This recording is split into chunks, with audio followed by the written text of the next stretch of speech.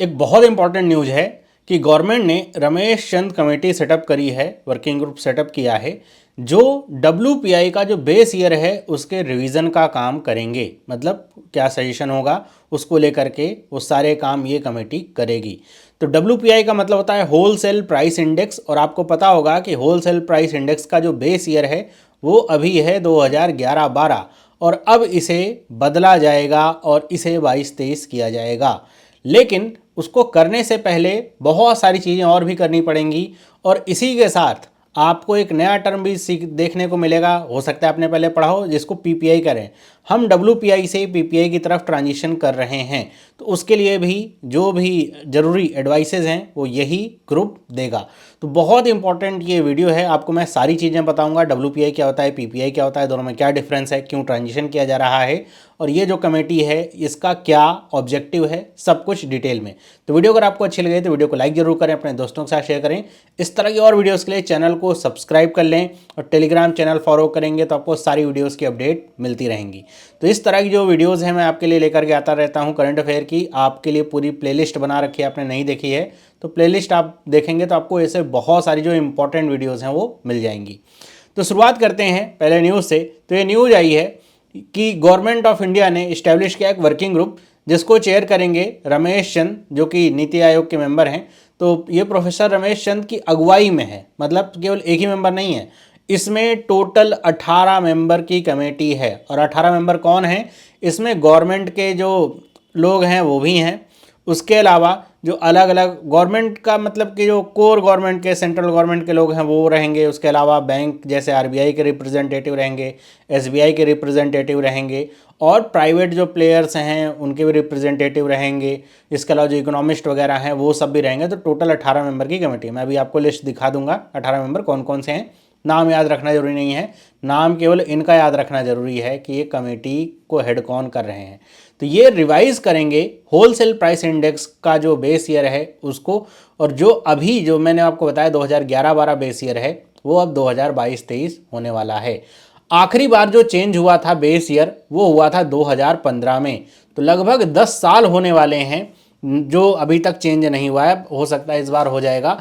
तो base year change है। Base year का मतलब ऐसे समझते हैं, एक बहुत आसान शब्दों में, कि मान लीजिए आप अगर अपने घर में जो बहुत बुजुर्ग आदमी हो, मान लीजिए पूछेंगे कि 1960 में दाल कितने रुपए किलो मिलती थी। तो एक एग्जाम्पल के तौर पे बता रहा हूँ, मुझे भी नहीं पता कितने रुपए थी। वो मान लीजिए कह देते हैं कि 1 रुपए की 5 किलो मिलती थी, फॉर एग्जाम्पल। ओके, अब अगर हम 2024 की बात करें कि दाल कितने रुपए में मिल रही है, तो एक कोई भी आप दाल पकड़ लीजिए, 120 से लेकर 160 रुपए तक की आपको मिलेगी। तो वो ऐसे आप कंपैरिजन करेंगे तो आपको क्या लगेगा, यार कितनी महंगाई है। यही तो लगता है ना, यार कितनी महंगाई है, कि कहाँ 1 रुपए में मिलती थी 5 किलो, वो भी अब पर केजी का दाम 120 रुपए है। तो आपको लगेगा कितनी महंगाई, बहुत महंगाई हो गई, आपका सर पकड़ लेगा, है ना, क्योंकि आपका जो बेस ईयर है कैलकुलेशन का क्या है, 1960 है। वहीं अगर मैं बेस ईयर घटा करके कर दूं 2011, मान लीजिए कर देता हूं 2011-12, आपसे पूछूं दाल कितने रुपए की है, तो आप कह सकते हैं मान लीजिए 60 रुपये पर केजी मिल रही थी। तो आप क्या कहेंगे कि हाँ, दाल का दाम लगभग डबल हो गया है पहले की तुलना में, है ना। तो ये क्या होता है कि हमें कभी भी कंपैरिजन करना होता है महंगाई का, तो उसके लिए हमें बेस ईयर की ज़रूरत पड़ती है, कि हम उस बेस ईयर को जीरो मान के चलें और फिर आगे बढ़ के देखें कि जो महंगाई है वो कितनी बढ़ रही है ना। तो इसीलिए बेस ईयर हमारा अगर बहुत पीछे होगा, जैसे 2011-12 की अगर बात करें तो ये काफ़ी पीछे हो गया, 14 साल पीछे हो रखा है। तो ऐसे में आपको महंगाई बहुत ज़्यादा दिखेगी। लेकिन अगर इस बेस ईयर को फिक्स कर दिया जाए तो महंगाई आपको उतनी कम दिखेगी आंकड़ों में, है ना। तो ये होता है बेस ईयर का पूरा कॉन्सेप्ट। तो ये जो इनिशिएटिव है, जो मतलब वर्किंग ग्रुप ये बनाया गया 18 मेंबर्स का, इसका यही काम है कि ये जो एक्यूरेसी है इन्फ्लेशन मेजरमेंट की, मतलब महंगाई को कैसे नापा जाता है, उसकी एक्यूरेसी को बढ़ाने का काम करेगा, और जो करंट इकोनॉमिक लैंडस्केप है उसके साथ इसको अलाइन करने का काम करेगा, ताकि हमें एक सही एक्यूरेट आंकड़ा मिल सके इन्फ्लेशन का, और उसके अनुसार सारी चीज़ें तय हो सके। तो जैसा मैंने आपको बताया 18 मेंबर्स इस कमेटी में होने वाले हैं, इंक्लूडिंग प्रोफेसर रमेश चंद। तो ये पूरा जो इसमें जो काम करेंगे, इनको मिल करके काम यही करना है कि जो बेस ईयर है उसको फिक्स करेंगे, साथ ही साथ कैसे कैलकुलेशन वगैरह होगा वो सारी चीज़ें होंगी। अभी ऑब्जेक्टिव आपको बताऊंगा तो आपको समझ में आएगा। सबसे पहले समझते हैं कि आखिर ये WPI का मतलब क्या है, वर्ल्ड ये होलसेल प्राइस इंडेक्स का मतलब क्या है। आपको होलसेल के साथ एक और प्राइस पता होगा जिसको कहते हैं CPI, कंज्यूमर प्राइस इंडेक्स। तो ये दो टर्म होते हैं, होलसेल प्राइस इंडेक्स और कंज्यूमर प्राइस इंडेक्स। इसमें एक तीसरा आ रहा है PPI, उसके बारे में चर्चा करते हैं। तो जो WPI है ये क्या मेजर करता है, average change in the price of goods at the wholesale level, कि होलसेल मार्केट पे जो गुड्स हैं उनकी कीमत पे एवरेज चेंज कितना हो रहा है। तो उसी को ये मेज़र करता है कि मान लीजिए जैसा भी मैंने कहा कि 2011-12 में होलसेल मार्केट में दाल की कीमत 60 रुपये पर केजी थी और फिर बाद में चल करके 2024-25 में 120 रुपये पर केजी हो गई। तो ये होलसेल की कीमत है। और होलसेल का मतलब क्या है कि जब रिटेल के पास नहीं गई, हो सकता है कि होलसेल में कीमत 60 रुपये थी लेकिन जब आप दुकान पे लेने जा रहे हो तो ये 80 रुपये पर केजी मिलेगी हमें आपको, है ना। तो ये रिटेल कीमत हो जाएगी। होलसेल और रिटेल दो अलग अलग चीज़ें आपको पता ही होंगी। तो ये जो कह सकते हैं कि जो WPI है ये होलसेल लेवल पे ही चीज़ों को देखता है और ये जो यहाँ पे रिफ्लेक्ट होते हैं चेंजेस उन्हीं को मेज़र करता है। इसमें जो 3 मेजर कंपोनेंट होते हैं जिनको लिया जाता है, एक तो प्राइमरी आर्टिकल्स जो हैं फ्यूल और पावर और मैन्युफैक्चर्ड प्रोडक्ट, है ना। प्राइमरी आर्टिकल फ्यूल, पावर और मैन्युफैक्चर्ड प्रोडक्ट, इन 3 को लिया जाता है इसकी कैलकुलेशन में। इसमें आप एक चीज़ ध्यान से अगर समझेंगे कि इसमें जो गुड्स ही लिए जा रहे हैं, सर्विसेज की कोई भी बात नहीं हुई है। और आपको पता होगा कि इंडिया में जो सर्विस सेक्टर है वो कह सकते हैं लगभग आधे के बराबर ही है ना, जहाँ पे ये सारी परचेज वगैरह होती है। तो उसको यहाँ पे इंक्लूड ही नहीं किया जा रहा है WPI में। तो WPI एक इंडिकेटर की तरह काम करता है, इन्फ्लेशन को दिखाता है और इसी की वजह से हम कह सकते हैं कि जो आने वाला जो गवर्नमेंट की पॉलिसीज़ होती हैं वो सारी चीज़ें इसी के आधार पे तय होती हैं या उसके आधार पे बहुत सारी चीज़ें आपकी बेस्ड होती हैं कि इन्फ्लेशन कैसे बढ़ेगा, उसके अनुसार बाकी जो चीज़ें हैं वो कैसे करनी है, RBI को कैसे मैनेज करना है, मार्केट को, सारी चीज़ें। तो ये जो कह सकते हैं WPI है इसको यूटिलाइज़ किया जाता है इकोनॉमिक एनालिसिस में। GDP डिफ्लेटर की तरह भी काम करता है जिससे जो GDP है वो निकाली जा सके नॉमिनल GDP से। वो सारे काम भी WPI के माध्यम से ही होते हैं। इसीलिए इसका बेस ईयर फिक्स करना बहुत ज़रूरी है। फिक्स तो होता ही है, मतलब इसको अपडेट करना। अगर बेस ईयर बहुत ही पीछे होगा तो हमें जो रियल वैल्यू है या फिर कह सकते हैं जो रियल कंडीशन चल रही है मार्केट की उसके बारे में सही अंदाज़ा नहीं मिल पाएगा। वहीं अगर हम बात करें PPI की, प्रोड्यूसर प्राइस इंडेक्स, ये एक इंटरनेशनल स्टैंडर्ड है। जैसे अगर हम भारत में बात करें, जैसे भी महंगाई वगैरह है WPI पे नाप रहे हैं हम, प्रोड्यूसर प्राइस इंडेक्स एक इंटरनेशनल स्टैंडर्ड है जिससे महंगाई वगैरह को नापा जाता है। तो अब भारत भी WPI से PPI की तरफ अब शिफ्ट कर रहा है। तो PPI क्या है, प्रोड्यूसर प्राइस इंडेक्स का मतलब होता है कि ये एवरेज चेंज नापता है किसका, in selling price received by domestic producers for their output. कि कोई किसान है उसने मंडी में अपना चावल बेचा है तो 1 कुंतल मतलब 100 kg के लिए उसको कितना पैसा मिला, उस किसान को कितना पैसा मिला, उसके आधार पर मान लीजिए उसे 3500 रुपये मिले हैं। तो ये कैलकुलेट किया जाएगा किसमें, ये होगा प्रोड्यूसर प्राइस इंडेक्स में कैलकुलेट 3500 रुपये कि एक्चुअल में जो प्रोड्यूसर है उसको कितना पैसा प्राप्त हुआ। होलसेल प्राइस इंडेक्स की अगर बात करें तो आप समझ सकते हैं होलसेल प्राइस का मतलब क्या है, किसान ने 3500 रुपये में बेच दिया होलसेलर को, होलसेलर ने अगर इसे 3700 रुपये में बेचा तो ये 3700 रुपये कैलकुलेट होते हैं WPI में। ये डिफरेंस है। तो ये जो PPI है ये प्रोड्यूसर को प्राप्त होने वाले पैसे को नापता है, साथ ही साथ ये गुड्स और सर्विसेज दोनों को यहाँ पे इंक्लूड किया जाता है PPI में। जैसा मैंने आपको कहा WPI में सर्विसेज नाम का कोई यहाँ पे स्कोप ही नहीं है, वो शामिल ही नहीं किया जाता, लेकिन ये सर्विसेज को भी शामिल करता है जो दूसरे पॉइंट में लिखा भी है। अच्छा, सर्विसेज को शामिल करने से होता क्या है कि जो इन्फ्लेशन है सर्विस सेक्टर वगैरह को ले करके भी, क्योंकि सर्विस सेक्टर कोई छोटा सेक्टर है, जैसे मैंने कहा कह सकते हैं कि अराउंड हाफ मतलब 50% के आसपास ही है। तो इतना बड़ा सेक्टर हम अगर उसको अपने पैरामीटर से एक्सक्लूड करके चल रहे हैं तो सही हमको आंकड़ा कहाँ मिल पाएगा।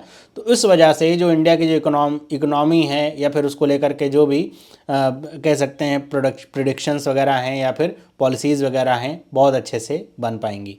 ये ब्रॉडर करता है स्कोप को PPI, एक क्लियर पिक्चर देता है इन्फ्लेशन की, कैसे इन्फ्लेशन आगे आने वाले समय बढ़ सकता है, घट सकता है, डिफरेंट स्टेजेस ऑफ प्रोडक्शन पे।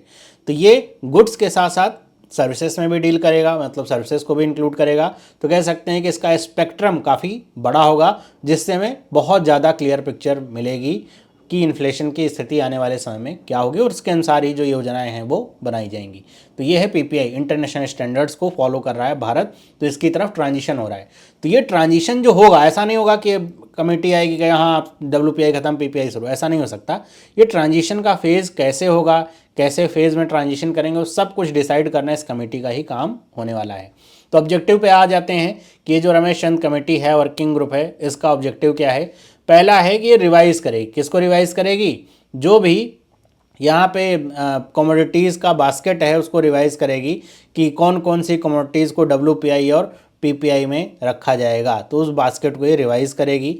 फिर ये रिव्यू करने का काम करेगी। किसको? जो प्राइस कलेक्शन मेथड्स हैं, कि किस तरीके से जो प्राइस है उसको लिया जाए। जैसे भी मैंने कहा, एक तो होलसेल पे लिया जाए, एक प्रोड्यूसर्स पे लिया जाए, तो उसको लेकर के असेस करेगी, सजेस्ट करेगी इंप्रूवमेंट कैसे इसको और सुधारा जा सकता है, ताकि जो प्राइस डेटा कलेक्शन है वो अच्छा हो सके, एक्यूरेसी बढ़ सके, और तभी हम अच्छी योजनाएं बना सकते हैं। फिर ये डेवलप करने का काम करेगी कंप्यूटेशनल मेथडोलॉजीज़ की। अब जो मेथडोलॉजी होगी WPI या PPI को कैलकुलेट करने की, वो क्या होगी, क्या सही मेथड होगा जिससे हम एक्यूरेट जो इन्फ्लेशन है उसको मेज़र कर पाएँ, प्रिसाइज मेज़रमेंट के लिए ये अपना जो सजेशन है वो देगी।